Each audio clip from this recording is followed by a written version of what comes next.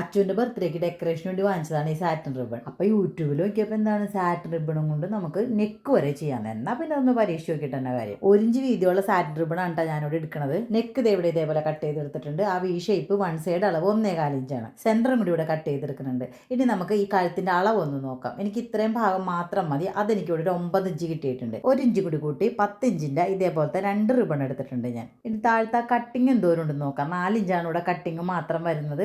അപ്പോൾ ഇതേപോലെ നല്ല വശങ്ങൾ ചേർത്ത് വെച്ചതിന് ശേഷം 4 ഇഞ്ച് ഇതേപോലെ ഒന്ന് വരച്ചു കൊടുക്കുക. സെൻറ്ററിൽ നിന്ന് ഇതേപോലെ ഒന്ന് ലൈൻ ഇട്ട് കൊടുക്കുക. 4 ഇഞ്ച് മാത്രം. അത് ഇതേപോലെ ഡബിൾ അടുപ്പ് അടിച്ച് ആ ഭാഗം നല്ല രീതിയിൽ സ്ട്രെങ്തൻ ചെയ്യാം. ഇപ്പോൾ ഇത് എങ്ങനെയാണ് നമ്മൾക്ക് കിട്ടുന്നത്? ഇത് ഇനി നല്ല വശത്തേക്ക് മറിച്ചിട്ട് കഴിയുമ്പോഴത്തേ കണ്ടില്ലേ കഴുത്ത് ഇപ്പം തന്നെ വരുന്നത് കണ്ടല്ലോ. ഇത് കഴുത്തിൽ വെക്കുന്നതിന് മുന്നായിട്ട് നല്ല രീതിയിലൊന്ന് അയൺ ചെയ്തെടുക്കാം കേട്ടോ.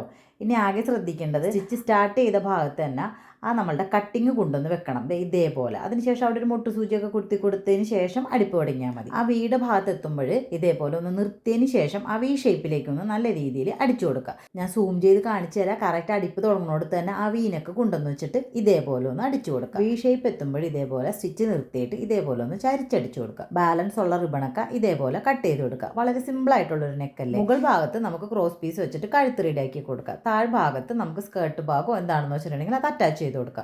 ബാലൻസ് വരുന്ന സാറ്റൻ റിബണൊക്കെ ഇപ്പം തന്നെ എടുത്ത് വെച്ചേക്ക്. ഇതുകൊണ്ട് നമുക്ക് ഇനിയും ഡിസൈനുകൾ ചെയ്യാം.